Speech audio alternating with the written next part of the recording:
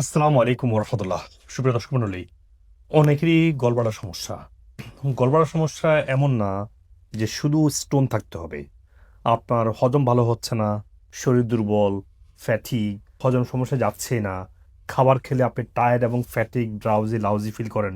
Specially চর্বি জাতীয় খাবার খেলে, মানে বেশি মাছ, মাংস, ডিম খেলে টায়ার্ড ফিল করেন। আবার যাদের কনস্টিপেশন লেগেই আছে, ঘুম হয় না ঠিকমতো, ওজন বেড়ে যাচ্ছে, ওজন কন্ট্রোল আসতেছে না, লিভার সমস্যা, এই সবগুলো মানুষেরই কিন্তু আপনার গলব্লাডার সমস্যা ইনভলভ এখানে।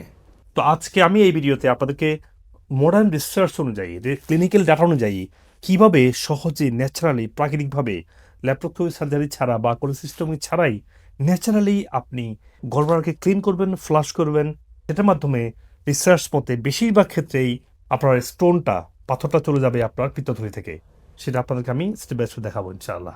গলব্লাডার কোলেসিস্টেক্টমি করে ফেলে দেয়া এটা অত্যন্ত বারবারিক এবং চরম অন্যায় যদি এটাকে প্রাকৃতিকভাবে চেষ্টা করা না হয়। আপনাকে প্রথম বুঝতে হবে রিসার্চ কি বলে, কেন এই গলব্লাডারের পাথরটা হয়।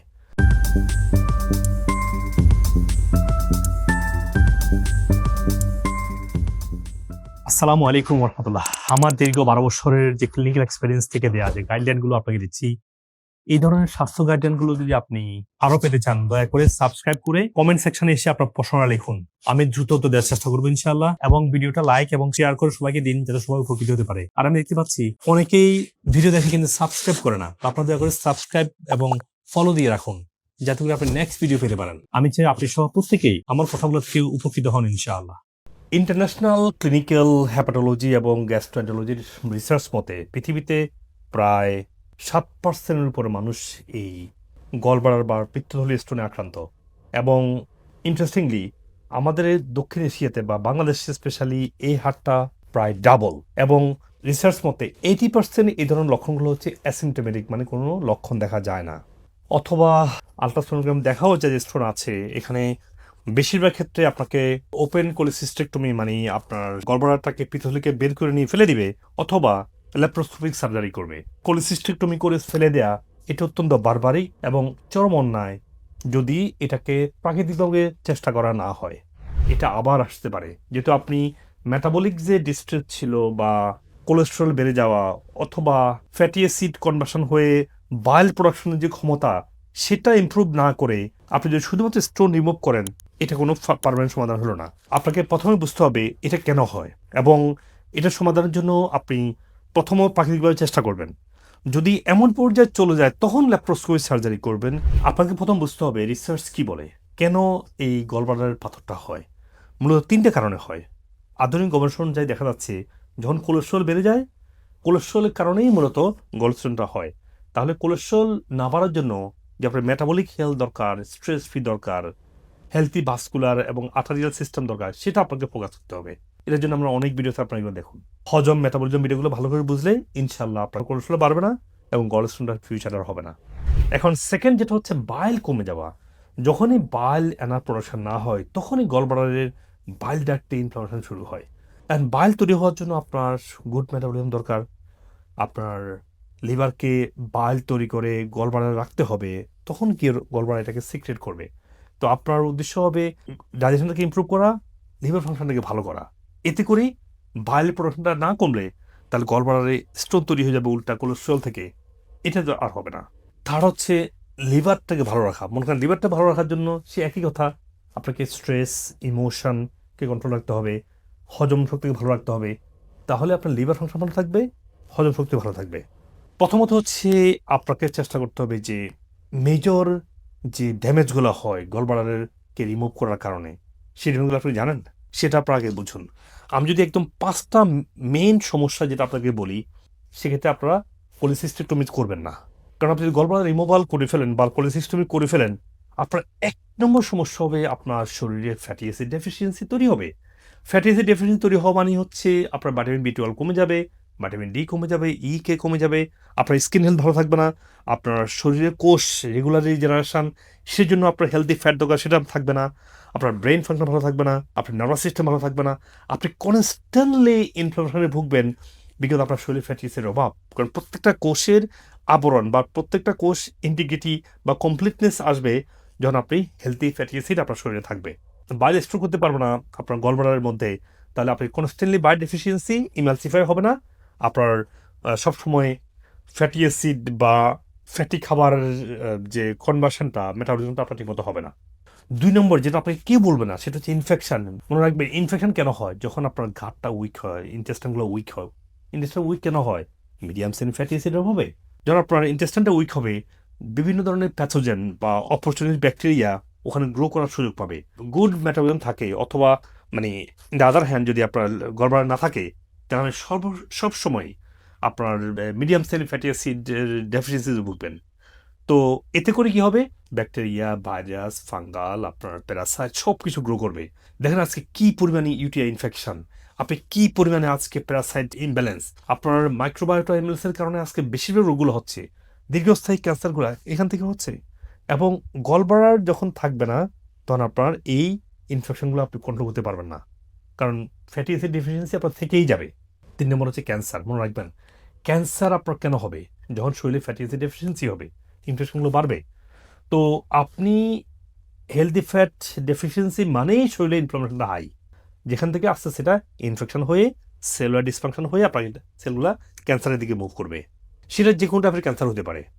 তো আপনারা এই মেজর মেটাবলিক ডিসফাংশনের দিকে যাবেন না, গলব্লাডারকে রিমুভ করবেন না, আনলেস ভেরি ডিফিকাল্ট সিচুয়েশন। 4 নম্বর হচ্ছে আপনি সব সময় মেটাবলিক ডিস্ট্রেসে ভুগবেন, সবসময় মেটাবলিক ডিসফাংশন, পেটে ব্যথা করবে, খাবার খেলে আপনি টায়ার্ড ফিল করবেন। আপনি সবসময় দেখবেন আপনার যে নিউট্রিশন প্রোফাইল যেটা আমরা করি, দেখবেন সবগুলো আপনার নিউট্রিশন ডিফিসিয়েন্সি বা ইমব্যালেন্স থাকবে। তাহলে আপনার মেটাবলিজমটা আপনার লং রান আপনার ইমব্যালেন্স থাকবে যদি আপনি গলব্লাডার সার্জারি করেন।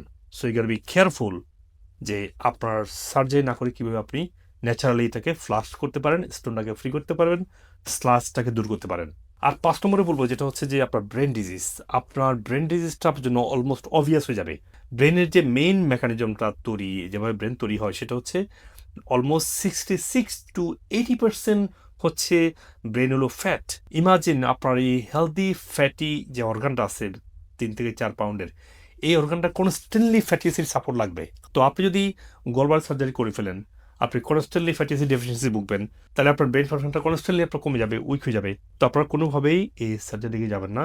যদি আপনার ব্রেনকে বাঁচাতে চান, মেটাবলিজম থেকে বাঁচাতে চান, আপনার ইনফেকশন থেকে বাঁচতে চান, ক্যান্সার থেকে বাঁচতে চান, এবং ওভারঅল নিউট্রিশনাল ডেফিসিয়েন্সি বাঁচতে চান, তাহলে আপনাকে অবশ্যই এই গলব্লাডারটাকে ন্যাচারালি ভালো করতে হবে, ন্যাচারালি ফ্লাশ করতে হবে, ন্যাচারালি স্টোনটাকে মেল করার চেষ্টা করতে হবে। আনলেস না হয় সেক্ষেত্রে তো সার্জারি করতে হবে, কিন্তু গলব্লাডার ফাংশনটা ভালো করার জন্য আমি যেগুলো বলি সেগুলো আপনি ইমপ্রুভ করেন, যাতে করে আপনি ইনশাআল্লাহ আপনার লাইফটা ভালো কাটে। একটা প্রমিনেন্ট রিসার্চের কথা বলি, যে জোয়েন ম্যানসন 2016 সালে হার্ভার্ড মেডিকেল স্কুল পাবলিশ করেছে যে আমাদের ক্যান্সার সহ অন্যান্য রোগ বেশিরভাগগুলার মূল কারণ হচ্ছে নিউট্রিশনাল ডেফিসিয়েন্সি। এবং আপনি যদি গলব্লাডার সার্জারি করেন, আপনার জন্য এই নিউট্রিশনাল ডেফিসিয়েন্সি ভোগা দীর্ঘস্থায়ী বিভিন্ন ক্রনিক রোগ বা ক্যান্সারের দিকে যাওয়ার সম্ভাবনা আপনার অনেকটা বেড়ে যাবে। তো আমরা অনেকেই চাই যে গলব্লাডার সার্জারি কেন যাবো, গলব্লাডার স্লাজ হবে, weak, tired, fatigue, energy deficiency, ব্যথা, এই ধরনের কনস্টিপেশন সহ অনেক সমস্যা ভুগছি। এখন আপনারা চান গলব্লাডারকে ন্যাচারালি ভালো করতে বা ন্যাচারালি ইমপ্রুভ করতে। গলব্লাডারকে ভালো রাখার জন্য বা লিভার ফাংশন ভালো রাখার জন্য বা ওভারঅল মেটাবলিজমের জন্য আপনাকে প্রথম যে কাজটা সেটা হচ্ছে আপনাকে ডাইজেশনকে ভালো রাখতে হবে। ডাইজেশনের জন্য আমার অনেকগুলো ভিডিও আছে। আপনাকে সঠিক খাবার, প্রপার ওয়েতে খাবার, প্রপার টাইমে খাবার এবং প্রপার সাপোর্টিভ ইনগ্রেডিয়েন্ট দিয়ে খাবারটা খাওয়া, যেটা আমি ডাইজেশন ভিডিওগুলোতে বলেছি। তো ডাইজেশনকে ইমপ্রুভ করা আপনার 1 নম্বর কাজ আপনি গলব্লাডারকে ভালো রাখার জন্য। 2 নম্বর কাজ হচ্ছে আপনার খাবারের মধ্যে সবসময় সবজি, সালাদ, গ্রিন, প্ল্যান্ট বেস খাবার রাখতেই হবে। খাবার ভালো করে চিবিয়ে খাবেন। 3 নম্বর হচ্ছে ব্যায়াম। মনে রাখবেন ব্যায়ামটা হচ্ছে আপনার overall nervous system, overall detoxification, overall অর্গানের মধ্যে একটা কোঅর্ডিনেশন বা বডিকে হোমিওস্টেসিস লেভেলে রাখা বা বডিকে সারাক্ষণ ক্লিনজিং প্রসেস, এর মাধ্যমে আপনার নার্ভাস সিস্টেম ভালো থাকবে, স্ট্রেন ভালো থাকবে, হরমোন ব্যালেন্সে থাকবে, তাহলে মেটাবলিজম ভালো থাকবে, আপনার গলব্লাডার লিভার ভালো থাকবে। 4 নম্বর হচ্ছে লিভার সবসময় ফ্লাশিং রাখবেন। লিভার ফ্লাশিং সবসময় মানে আপনি সবসময় বিটার ফুড রাখবেন, সবসময় একটা দিনে একটা অংশ উপাস থাকবেন, সবসময় গ্রিন টি হার্বাল টি খাবেন। যদি লিভারের সমস্যা বেশি মনে করেন, তাহলে আপনি একটু ভেজিটেবলকে জুস করে খান, বিটারগুলা, যেমন celery, cilantro, beet, carrot, spinach, kale, এগুলোকে আপনারা জুসিং করে খাবেন। গলব্লাডার ফ্লাশ হবে, লিভারও ফ্লাশ হবে আস্তে আস্তে। আর 5 নম্বর হচ্ছে ব্যালেন্স কোলেস্ট্রল। আপনারা কোলেস্ট্রলটাকে ব্যালেন্স রাখতে হবে। কোলেস্ট্রল বেড়ে গেলে আপনার কোলেস্ট্রল থেকে কিন্তু স্টোনটা হচ্ছে। আবার কোলেস্ট্রল বাড়বে না যদি বাইল ভালো থাকে। তো হজম ভালো রাখলে লিভার যদি এনাফ বাইল তৈরি করে, মেটাবলিজম ভালো থাকে, তাহলে বাইল এনাফ থাকবে, কোলেস্ট্রলকে আর বাড়তে হবে না। যদি কোলেস্ট্রল বেড়ে আপনার গল স্টোন হচ্ছে, কিন্তু আপনার গোল হচ্ছে যে মেটাবলিজম, লিভার ফাংশনকে ভালো রাখা, যাতে করে অতিরিক্ত কোলেস্ট্রল না বাড়ে এবং গল স্টোন যাতে না হয়। আর যদি হয়ে যায় সেক্ষেত্রে ন্যাচারালি ফ্লাশ করবেন, যেটা আমি অনেকবার দেখিয়েছি। ফ্লাশ যদি না হয় 4 বার করার পরে, সেক্ষেত্রে আপনারা গিয়ে ল্যাপ্রোস্কোপি সার্জারি করতে হবে। বাট যদি ওভারঅল যে ইমপ্রুভমেন্ট না করেন, আমি অনেক পেশেন্ট দেখেছি অনেকবার স্টোন হয়েছে, আপনারা রুট থেকে ফিক্স করেন। আল্লাহ আপনাদেরকে সুন্দর সুস্থ জীবন দিবে ইনশাল্লাহ। কারণ মেটাবলিজম ঠিক রাখতে না পারলে হেলদি বডি তৈরি করা সম্ভব না। এখন আপনারা হয়তো ভাবছেন যে সায়েন্স কি বলে। দেখুন, গলব্লাডার স্টোন যে মেল করা যায়, শ্রিঙ্ক করা যায়, এটা 100 বছর পুরনোর গবেষণা। 150 বছর আগেও পাবলিশ হয়েছে। আমি একটা রিসার্চ আপনাকে দেখাই। 1895 সালে ব্রিটিশ মেডিকেল জার্নাল পাবলিশ হয়েছে, যেখানে ডক্টর উইলিয়াম এবং তার স্টিফেনসন সহ গ্রুপ অফ ডক্টর তারা দেখিয়েছে কেস স্টাডি করে যে olive oil can cleanse the gallstone. এটা স্লাজ করে আস্তে আস্তে বের করে নিয়ে আসে। এবং তখন থেকে এই পর্যন্ত অনেক বেশি পাবলিশ হয় নাই, বাট রিসেন্টলি অনেকগুলো ক্লিনিক্যাল স্টাডি হয়েছে। আমি আপনাকে একে একে দেখাই। ডক্টর মারিয়া ইয়োগো, ইউনিভার্সিটি অফ গ্রানাডা, স্পেন, তারা একটা গবেষণা করেছে 2005 সালে। তারা দেখিয়েছে যে সানফ্লাওয়ার যে অয়েলটা এবং অলিভ অয়েল কম্পেয়ার করে দেখিয়েছে যে তার 9 জন পেশেন্টের উপর গবেষণা করেছে। তারা দেখিয়েছে যে যদি কারো গল স্টোন থাকে, তার নিয়মিত অলিভ অয়েল নেই খালি পেটে, এটা আস্তে আস্তে গল স্টোনকে মেল করে ফেলতে পারে। এরপরে আমেরিকাতে Alan Gaby, American Holistic Medical Association, olive oil এবং লেবুর রস দুটা বা সাইট্রিক জুস দুটা মিলিয়ে যখন অ্যাপ্লাই করা হয় খালি পেটে, তখন গল স্টোনটা আস্তে আস্তে মেল্ট হতে বা শিঙ্ক হতে শুরু করে। এবং রিসার্চ গেটে 2025 সালে, মানে গত বছর, অলিভ অয়েল, লেমন জুস এবং অ্যাপসম সল্ট তিনটা মিলিয়ে যখন তারা অ্যাপ্লাই করেছে, তারা দেখছে গল স্টোনটা আস্তে আস্তে মেল্ট হয়ে যায়। এখন কথা হচ্ছে কতটুকু সফলতা আসতে পারে। এটা কি মানে লেবু অলিভ অয়েল খেলে গিয়ে চলে যাবে? এটা গবেষণা যেটা বলছে it has to maintain certain procedure. এই জন্য আমি বারবার বলছি যে এটা খেলেই চলে যাবে তা না, একবার করলে যাবে তা না। দেখুন গবেষণা কি বলে। জার্নাল অফ মেডিকেল সায়েন্স 2020 সালে একটা আর্টিকেল তারা পাবলিশ করেছে। তারা 50 জন পেশেন্টকে নিয়ে তারা স্টাডিটা করেছে। তার মধ্যে 31 জন মানুষেরই কমপ্লিটলি স্টোন চলে গেছে, আর 8 জনের শিঙ্ক হয়ে গেছে, এবং বাকি 4 জনের একদম কোনো চেঞ্জ হয় নাই। তার মানে যদি প্রপারলি ফলো করা যায়, দেখুন 31 জনের কমপ্লিট চেঞ্জ হয়েছে 50 জন থেকে। তাহলে যদি কমপ্লিট প্রসেসটা ফলো করা হয়, মেটাবলিক সাপোর্ট দেওয়া হয়, আমি যেভাবে বলেছি 3 দিন ব্যাপী আপনি অন্য কোনো খাবার না খাওয়া হয়, এবং বারবার 2 সপ্তাহ পর পরে যদি কয়েকবার ফ্লাশ করা হয়, এটা 100% পেশেন্টেরই সফলতা আনা সম্ভব। এখানে বড় কাজ হচ্ছে মেটাবলিক সাপোর্ট দিতে হবে, তখনই গিয়ে কাজ করলে 100% পেশেন্ট আসা সম্ভব। যদি কোনো ক্ষেত্রে না আসে, সেক্ষেত্রে তো সার্জারি অপশন তো আপনার জন্য আছেই। কিন্তু আপনি কেন স্টোন হলে সার্জারি করবেন? কেন স্টোন হলে একটা অর্গানকে ফেলে দিবেন, যেটা আপনার দীর্ঘস্থায়ী এত এত তো মেজর রোগ তৈরি করতে পারে? তো ন্যাচারালি ট্রাই করুন, না পারলে আপনারা তখন সার্জারি দিকে যান। আর আমার পেশেন্টদের সাকসেস আমি পাবলিশ করেছি GSC biological and pharmaceutical science, আমি গত বছর পাবলিশটা করেছি। এখন অনেকে প্রশ্ন করে যে কতবার করতে হবে। দেখুন, আমি বলবো মিনিমাম 4 বার, এবং স্টোন চলে যাওয়ার পরেও করবেন। কারণ এটা আপনার লিভার গলব্লাডারকে আরও অ্যাক্টিভ করতে, ফাংশনিংয়ে ভালো করতে সাহায্য করবে। যাদের স্টোন রিলিজ হয়েছে অথবা স্টোন নাই, বিভিন্ন ব্যথা, কনস্টিপেশন, খাওয়ার পর ফ্যাটিক টায়ার্ড ফিল করেন, ওজন কন্ট্রোলে আসছে না, তারাও করবেন। 5 জন পেশেন্টের উপরে অ্যাপ্লাই করেছে এই Apple olive oil lemon juice therapy. তারা দেখিয়েছে এটা অ্যাপ্লাই করার কারণে গলব্লাডার যে স্লাজ থাকে, বাইল ডাক্টটা তার ফাংশনে ইম্প্রুভ হয়, এবং গলব্লাডারের যে ওয়াল যে থিকনেসটা হয়, এটা শ্রিঙ্ক হয় এবং গলব্লাডার ফাংশনটা ভালো হয়। এই জন্য আমি নিজেও, আমার কখনো স্টোন হয়নি, বাট আমি কয়েকবার এটা করেছি, সিগনিফিকেন্ট রেজাল্ট পেয়েছি ভাই। তবে গলব্লাডার করার সময় আপনার চাঙ্কাপিয়ের ওষুধটা খেতে হবে এবং গলব্লাডার কেয়ার খেতে হবে, এবং প্রসেসটা আমি আপনাকে দেখিয়েছি অনেকবার। আমি আজকে আপনাকে আবার দেখাবো।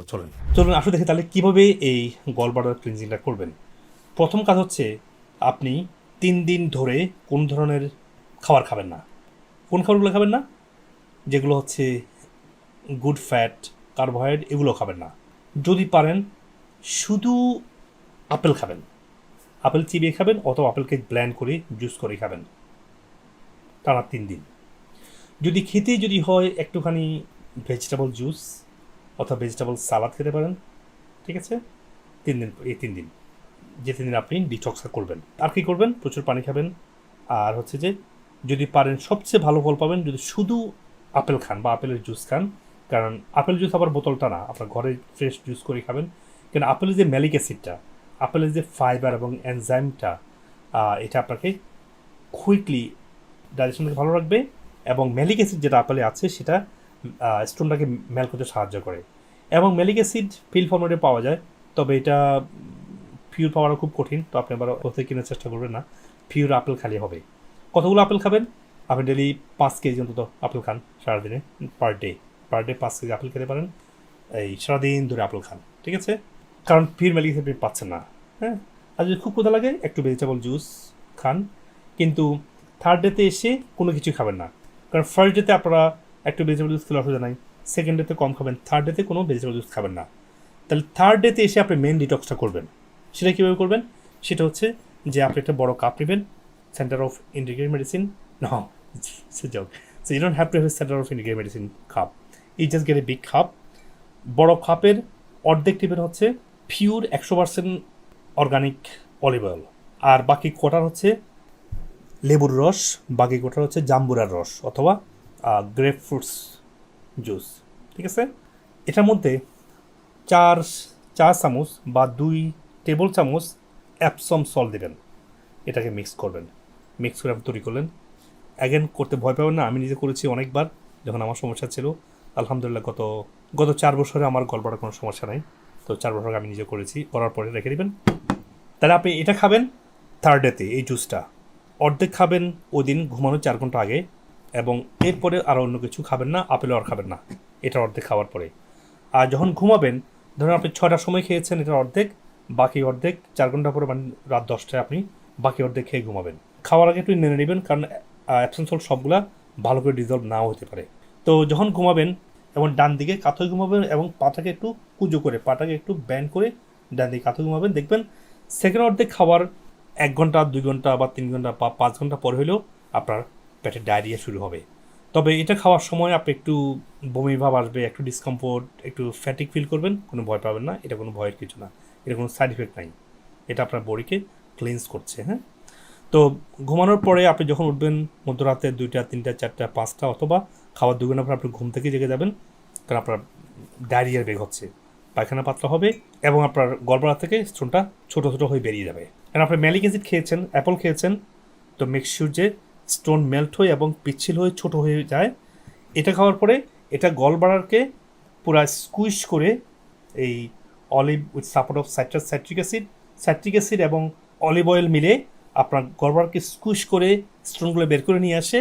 সাথে যে আছে অ্যাপসম সল্ট, সেই অ্যাপসম সল্টটা এটা একটা ল্যাক্সারি হিসেবে কাজ করে। তাহলে এটা ইজিলি এবং কুইকলি এবং শিওরলি ক্লিনস করে আপনার গলব্লাডারকেও হেল্প করে, স্টোনটাকে বের করে এবং লিভারটাকেও ক্লিনস করে। এটা আপনি করবেন, আপনি এই 3 দিনে ডিটক্স করবেন এবং এটা 2 সপ্তাহ পরে আবার করবেন, 2 সপ্তাহ আবার করবেন, until you test that you have no gallbladder stone. আবার বলছি, 3 দিনে ডিটক্স, 3 দিনে পারলে শুধু আপেল জুস খাবেন, অন্য কোনো খাবার খাবেন না। ফ্রেশ আপেল জুস খেতে হলে একটু ভেজিটেবল জুস খাবেন, বা থার্ড ডেতে এসে শুধু আপেল জুস খাবেন, কোনো ভেজিটেবল জুস খাবেন না। আর সন্ধ্যার 4 ঘন্টা আগে আপেল জুস আর খাবেন না, এবং সন্ধ্যার 4 ঘন্টা আগে এটা বানাবেন। এটার মধ্যে কি অর্ধেক অলিভ অয়েল, কোয়ার্টার লেবুর রস, কোয়ার্টার জাম্বুরার রস অথবা গ্রেপফ্রুট রস, আর 2 টেবিল চামচ অ্যাপসম সল্ট। যদি অ্যাপসম সল্ট না পান, আপনি 4 টেবিল চামচ অ্যাপল সাইডার ভিনেগার দেবেন। তবে অ্যাপসম সল্টটা হলো মেন কার্যকরী, এটা ছাড়া হওয়াটা অনেক কঠিন, বাট না পেলে তো কিছু কারণে আপনি অ্যাপল সাইডার ভিনেগার দিয়ে করতে পারেন। বাকি সবগুলোর সাথে অ্যাপল সাইডার ভিনেগার, লেবুর রস, জাম্বুরার রস বা গ্রেপফ্রুট রস অথবা অর্ধেক হচ্ছে অলিভ অয়েল। এটা আপনি অর্ধেক খাবেন ঘুমানোর 4 ঘন্টা আগে, বাকি অর্ধেক ঘুমানোর সময় খেয়ে ডান দিকে কাত হয়ে শুবেন এবং পাটাকে ব্যান্ড করে শুবেন, এবং দেখবেন আপনি ঘুমানোর 1 ঘন্টা 2 ঘন্টা বা 5 ঘন্টা পরে আপনার গলব্লাডারকে স্কুইশ করে স্টোনটাকে মেল করে আপনার বাথরুমে আপনি সাউন্ড শুনবেন, কারণ আপনার পায়খানা পাতলা হবে, তখন আপনি স্টোনের সাউন্ডটা শুনবেন।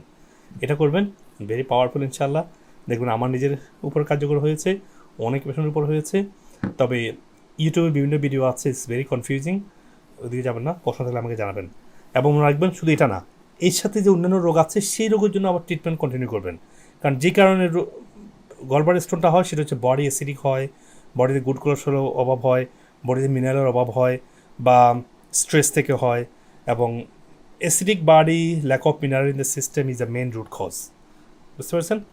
ভালো থাকবেন, সালাম আলাইকুম। এই জন্য বলছি, যেহেতু কোনো সাইড ইফেক্ট নাই, পার্শ্ব প্রতিক্রিয়া মুক্ত, এই ন্যাচারালি আপনারা প্রথম ট্রাই করবেন গলব্লাডারটাকে ফ্লাশ করার জন্য। 4 বার করার পরে বেশিরভাগ ক্ষেত্রে চলে যাবে। যদি না যায়, আপনার স্বাস্থ্য এমন ইমপ্রুভ হবে যে ল্যাপ্রোস্কোপি সার্জারি করলে অথবা না করলেও ইনশাল্লাহ আর সমস্যা হবে না। একটু স্টোন নিয়ে মানুষ সারা জীবন বাঁচতে পারে, কোনো সমস্যা নেই। যেটাই করুন না কেন, ফ্লাশ করুন বা সার্জারি করুন, যেটা করুন না কেন, আপনাকে অবশ্যই ডায়েটারি চেঞ্জ আনতে হবে। এটা আবার হবে, এটা আরও বাড়বে। মনে রাখবেন যে আপনারা সবসময় সার্জারি বিকল্প চিন্তা করবেন, ন্যাচারাল আগে ট্রাই করবেন, যার কোনো সাইড ইফেক্ট নেই, শরীরের অন্যান্য ফাংশনও ইমপ্রুভ হবে। এটা আপনি কেন ট্রাই করবেন না? না পারলে আপনি সার্জারি দিকে যাবেন, এটার কনসিকুয়েন্সটা, এটার ডেঞ্জারটা আপনি মনে রাখবেন। আর সার্জারি করতে হলে অবশ্যই করবেন, আমি সার্জারি বিপক্ষে কিছু বলছি না, কিন্তু আগে নিজের রুট থেকে এটাকে হিলিং করুন। এই হিলিং হওয়ার পরে যদি স্টোন নাও যায়, সার্জারি করার পরে ইনশাল্লাহ আপনার কমপ্লিকেশন থাকবে না, আপনি সুস্থ সুন্দর জীবনে ফিরে যেতে পারবেন।